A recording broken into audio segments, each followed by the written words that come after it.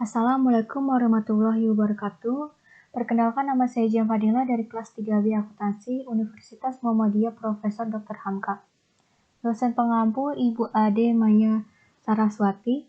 Di sini saya akan menjelaskan tentang manajemen modal kerja dan saya menggunakan sumber materi pembahasan melalui buku Manajemen Keuangan edisi kedua oleh Dr. D. Agus Harjito MSI dan Dr. Randes Martono SU. Pengertian modal kerja. Modal kerja itu aset terpenting di dalam perusahaan. Jadi modal kerja adalah selisih dari antara aktiva lancar dan utang lancar yang masih bisa dipakai untuk kegiatan operasional.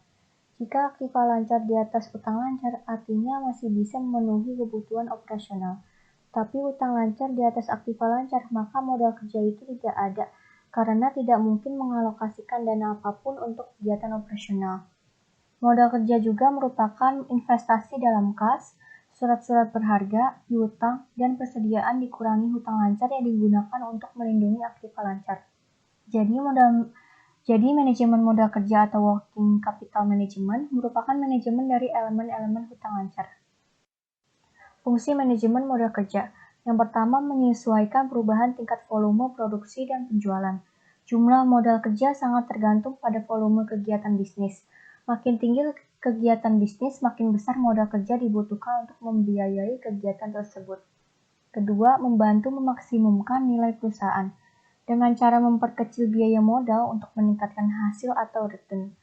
Makin besar modal kerja diperoleh dari pinjaman jangka pendek tanpa bunga, misalnya dari pemasok, maka makin kecil dari sumber modal permanen dan akan menurunkan biaya modal. 3 macam konsep modal kerja. Yang pertama, itu konsep kuantitatif adalah jumlah keseluruhan aktiva lancar yang disebut modal kerja bruto atau gross working capital.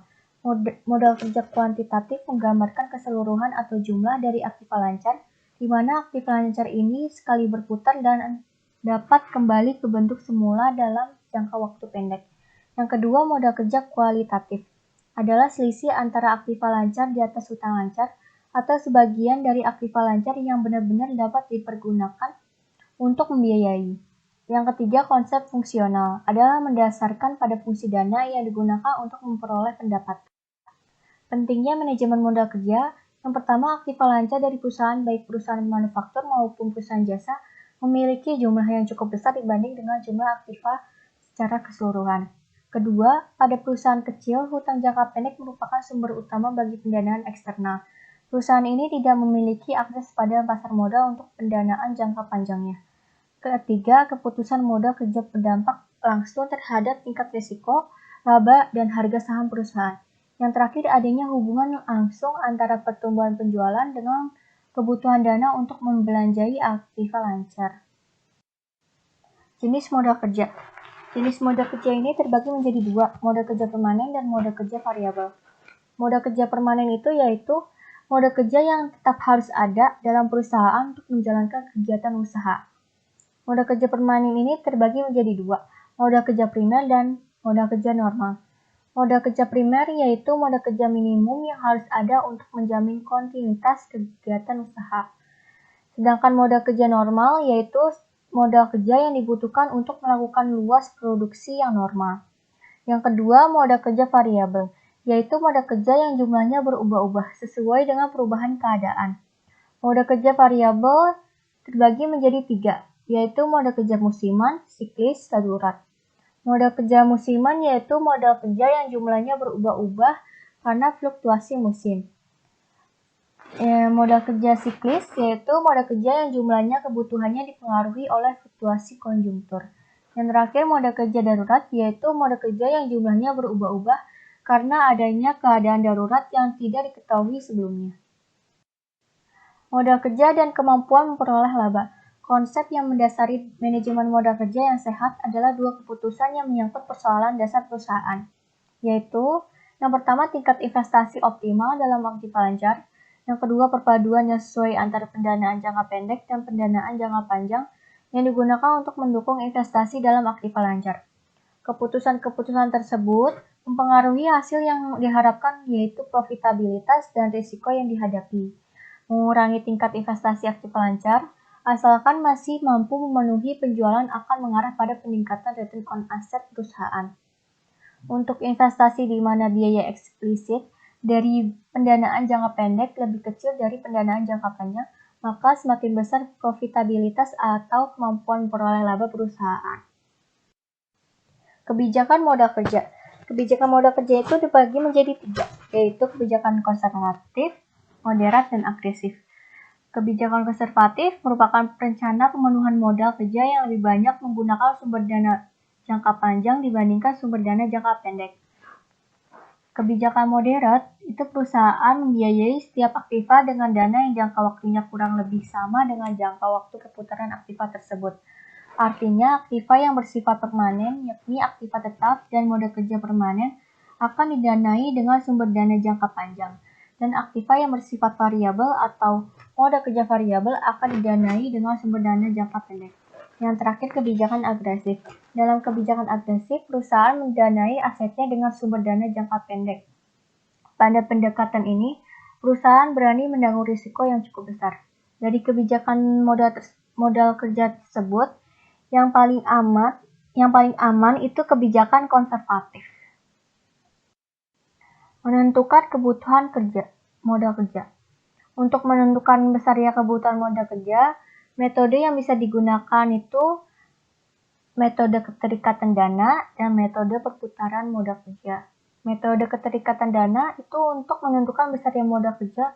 Dengan menggunakan metode ini ada 2 faktor yang perlu dipertimbangkan, yaitu periode terikatnya modal kerja dan proyeksi kebutuhan kas rata-rata per hari. Semakin lama periode terikatnya modal kerja, maka semakin besar jumlah kebutuhan modal kerja dan sebaliknya. Metode perputaran modal kerja itu dengan cara menghitung perputaran elemen-elemen pembentuk modal kerja seperti perputaran kas, perputaran piutang, dan perputaran persediaan. Untuk contoh metode keterikatan dana, PD Indah Rahayu memiliki data tentang modal kerja sebagai berikut. Rata-rata periode terikatnya modal kerja. Proses produksi selama 7 hari, lama barang disimpan di gudang 8 hari, lama pengumpulan piutang 15 hari, dengan jumlah 30 hari. Rata-rata pengeluaran kas setiap hari, pembelian barang dagangan 2 juta, upah karyawan 150.000, biaya administrasi dan umum 25.000, biaya penjualan 45.000, biaya lainnya 20.000. Dengan jumlah total semuanya 2.240.000. Jika ditetapkan kas minimal Rp150.000, maka jumlah modal kerja yang dibutuhkan. Jadi rumusnya periode terikatnya modal kerja dikali pengeluaran kas setiap hari ditambah kas minimal. Jadi 30 hari dikali 2.240.000 ditambah 150.000 kas minimal. Jadi total semuanya itu 67.350.000. Jadi untuk kebutuhan modal kerja PD Indah Rahayu adalah sebesar Rp67.350.000 dalam satu periode. Untuk contoh metode perputaran modal kerja, berikut adalah posisi kas, piutang, dan persediaan PT Pethouse Raya. Keterangan kas, piutang, persediaan. Pada tahun 2019, kas sebesar 300.000, piutang 600.000, persediaan 800.000. Pada tahun 2020, kas 500.000, piutang 700.000, persediaan 900.000. Jika penjualan pada tahun 2020 adalah sebesar 25 juta, hitung perputaran modal kerja pada tahun 2020. Untuk B, jika pada tahun 2021 penjualan diperkirakan naik menjadi 30 juta, berapa kebutuhan modal kerjanya? Kita jawab. Menghitung perputaran elemen-elemen pembentuk modal kerjanya dulu. Jadi perputaran kasnya itu penjualan dibagi rata-rata kas 25 juta dibagi 300.000 ditambah 500.000 dibagi 2. Jadi 25 juta dibagi 400.000. Hasilnya 62,5 kali. Dibulatkan menjadi 63 kali. Untuk perputaran piutang, penjualan dibagi rata-rata piutang.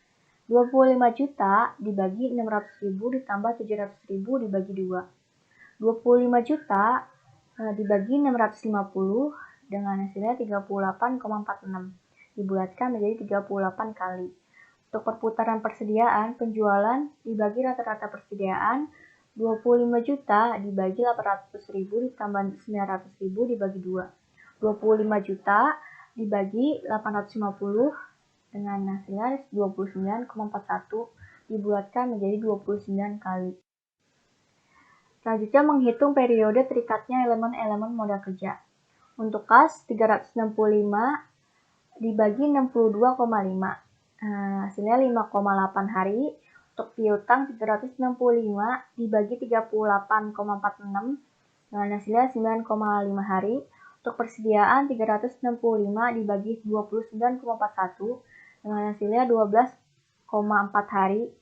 Dengan jumlah totalnya 27,7 hari atau dibulatkan menjadi 28 hari.